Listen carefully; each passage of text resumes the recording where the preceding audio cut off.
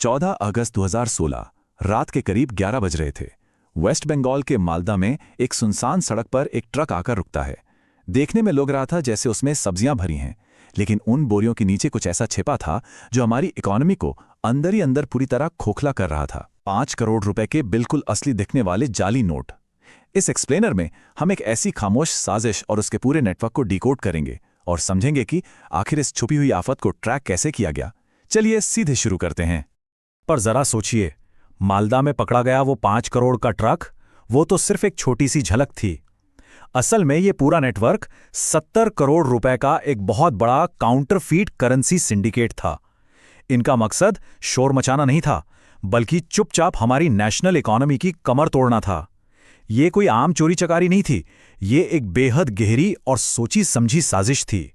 अब आते हैं इसके सबसे खतरनाक पहलू पर, आर्थिक आतंकवाद यानी इकोनॉमिक टेररिज्म।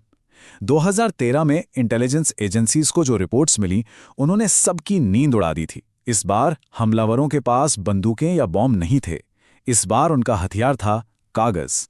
उनका मास्टर प्लान था मार्केट में इतने जाली नोट भर देना कि महंगाई आसमान छूने लगे और आम जनता का अपनी ही करेंसी से भरोसा पूरी तरह उठ जाए। इन नोट्स को FICN यानी फेक इंडियन करेंसी नोट्स कहा जाता था। और ये कोई आम जाली नोट नहीं थे जो आसानी से पकड़े जाएं। ये बेहद सोफिस्टिकेटेड थे। इन्हें पाकिस्तान के पेशावर और कराची के कुछ खास प्रिंटिंग सेंटर्स में छापा जाता था। सबसे हैरान करने वाली बात यह है कि इनमें वली कॉटन और लिनन का ब्लेंड यूज होता था, जो हमारे असली नोट्स में होता है। इनके सिक्योरिटी थ्रेड्स और वाटरमार्क्स इतने परफेक्ट थे कि बैंक वाले तक कई बार धोखा खा जाते थे।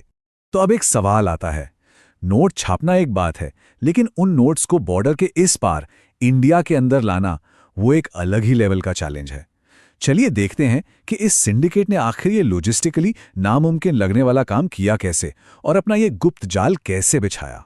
इन स्मगलर्स और हवाला ऑपरेटर्स ने इंडिया में घुसने के 3 मेन रास्ते बनाए थे।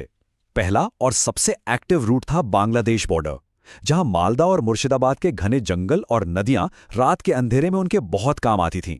दूसरा था नेपाल बॉर्डर, जहां ओपन वीजा फ्री एंट्री होने की वजह से यूपी और बिहार में नोट्स आसानी से पहुंच जाते थे। और तीसरा, एक बैकअप के रूप में गुजरात और महाराष्ट्र का समुद्री रास्ता। पूरी सॉलिड प्लानिंग थी इनके पास। अब आप सोचेंगे कि ये नेटवर्क इतनी आसानी से पकड़ा क्यों नहीं गया। इसका सबसे बड़ा कारण था इनका सेल बेस्ड स्ट्रक्चर। इसका मतलब है कि एक ऐसा मॉड्यूल था जहां एक ऑपरेटर सिर्फ अपने इमीडिएट आगे या पीछे वाले कॉन्टैक्ट को ही जानता था। अगर पुलिस ने किसी छोटे तुष्कर को पकड़ भी लिया तो वो मेन बॉस का नाम बता ही नहीं सकता था, क्योंकि उसे सच में पता ही नहीं होता था। ये स्ट्रक्चर इनके लिए एक अभेद्य ढाल बन गया था। तो आप खुद सोचिए, एजेंसीज एक ऐसे नेटवर्क को कैसे खत्म करेंगी जहां किसी को बॉस का चेहरा ही नहीं पता। जब नेशनल इन्वेस्टिगेशन एजेंसी यानी NIA ने 2014 में इस अदृश्य जाल को ट्रैक करना शुरू किया, तो उनके सामने यही सबसे बड़ा और मुश्किल सवाल खड़ा था। लेकिन कहते हैं ना, मुजरिम चाहे कितना भी शातिर क्यों ना हो, एक छोटी सी गलती पूरी बाजी पलट सकती है। और 2015 में NIA को आखिरकार अपना वो पहला बड़ा सुराग मिल ही गया जिसकी उन्हें तलाश थी। ये बात है 2015 की। बिहार के दरभंगा में एक आम से पर बेहद सतर्क दुकानदार ने एक नोट लिया, और जब उसने उसे मोड़ा तो उसे नोट के टेक्सचर में कुछ अजीब लगा। एक बहुत ही मामूली सी कमी थी। उसने तुरंत पुलिस को बुलाया। जब वो नोट चेक किया गया तो सब दंग रह गए। नोट इतना परफेक्ट था कि लोकल पुलिस ऑफिसर्स को भी समझ नहीं आ रहा था कि यह आखिर नकली कैसे है। लेकिन उस दरभंगा वाले नोट ने एक बहुत बड़ा राज खोल दिया। जब NIA ने उस नोट के सीरियल नंबर के पैटर्न को ट्रैक किया तो एक सीधा लिंक मिला। पता चला कि यूपी, वेस्ट बंगाल और दिल्ली में अलग अलग जगह पकड़े गए सारे जाली नोट्स एक ही बैच के थे, एक ही सप्लाई चेन से जुड़े थे। और इसी लिंक को फॉलो करते हुए NIA पहुंची मालदा के एक छोटे कपड़े के व्यापारी राफिकुल इस्लाम तक, जो इस पूरे खेल का एक मिड लेवल डिस्ट्रीब्यूटर था। NIA रफीकुल के जरिए अपनी जाल बुन ही रही थी कि तभी एक ऐसा ऐतिहासिक ट्विस्ट आया जिसने पूरी गेम का रुख ही बदल दिया। अब बात करते हैं 2016 की डीमोनेटाइजेशन स्ट्राइक की। एक ऐसी अचानक हुई घटना जिसने इस पूरे अंडरग्राउंड ऑपरेशन की जड़ें हिला के रख दीं। जरा इस टाइमलाइन को देखिए। 2013 में इंटेलिजेंस रिपोर्ट्स आईं, 2014 में NIA ने ट्रैकिंग शुरू की, 2015 में वो दरभंगा वाला ब्रेक थ्रू मिला। जांच अपनी रफ्तार से बिल्कुल सही आगे बढ़ रही थी। लेकिन फिर आया 8 नवंबर 2016। अचानक 500 और 1000 रुपए के नोट्स बंद कर दिए गए। डीमोनेटाइजेशन इस जांच का सबसे बड़ा टर्निंग पॉइंट साबित हुआ। इस एक कदम से पूरे सिंडिकेट में भारी खलबली मच गई।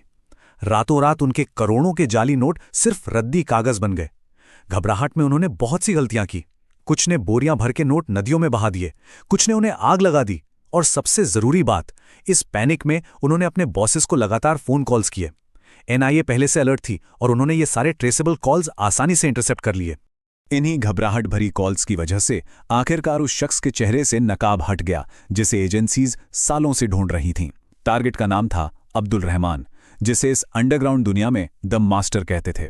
ये शख्स बांग्लादेश का नागरिक था, लेकिन दिल्ली में एक फेक इंपोर्ट एक्सपोर्ट बिजनेसमैन बनकर आराम से रह रहा था। वो सबके बिल्कुल सामने था, पर किसी को भनक तक नहीं थी।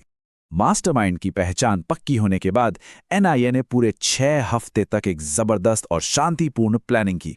अब वक्त था एक ऐसे नेशन वाइड स्ट्राइक का जो इस पूरे नेटवर्क का एक ही झटके में सफाया कर दे, और इसका नाम था ऑपरेशन क्लीन स्वीप। इस ऑपरेशन का स्केल वाकई कमाल का था। देश भर में 14 अलग अलग लोकेशंस पर एक साथ रेड करनी थी। एक दो नहीं, पूरे 14 ठिकाने। और ये सब एक ही वक्त पर होना था, क्योंकि अगर एक भी सेल को भनक लग जाती तो वो बाकियों को तुरंत अलर्ट कर देते। रात के ठीक 2 बज रहे थे। मालदा, मुर्शिदाबाद, दिल्ली, लखनऊ और कोलकाता, हर जगह एनआईए की अलग अलग टीम्स बिल्कुल एक साथ आधी रात को एक्शन में उतरीं। सोचिए, यह बिल्कुल किसी थ्रिलर मूवी के क्लाइमैक्स जैसा सीन था। और नतीजा बहुत ही शानदार रहा। एक ही रात में पूरे 23 लोग गिरफ्तार किए गए। लेकिन सबसे बड़ी कामयाबी तो तब मिली जब मास्टर अब्दुल रहमान पकड़ा गया।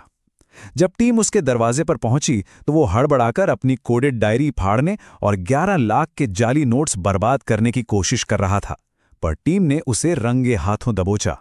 उसके पास से जो कोडेड डायरी मिली ना, वो फोरेंसिक एक्सपर्ट्स के लिए किसी सोने की खान से कम नहीं थी। जब एक्सपर्ट्स ने उस लेजर को डिकोड किया तो पता चला कि पिछले 5 सालों में इस नेटवर्क ने हमारे देश में करीब 70 करोड़ रुपए के जाली नोट सर्कुलेट कर दिए थे। इस क्राइम का पूरा फाइनेंशियल स्केल अब जाकर सबके सामने आया था। लेकिन दोस्तों, हमें ये नहीं भूलना चाहिए कि ये आंकड़े सिर्फ नंबर्स नहीं थे। जैसा कि कहा गया है, ये उस किसान की फसल थी, उस रिक्शा वाले की 10 घंटे की कड़ी मेहनत थी, और उस बुजुर्ग की जिंदगी भर की सेविंग्स थी। इन फेक नोट्स ने आम और मेहनतकश लोगों का हक छीना था। इस आर्थिक आतंकवाद का बहुत ही गहरा और सख्त मानवीय असर था, जो सीधे आम नागरिक पर पड़ा। इस ऐतिहासिक ऑपरेशन का असर बहुत बड़ा रहा। 2019 में अब्दुल रहमान को यूएपीए के तहत उम्र कैद की सजा सुनाई गई।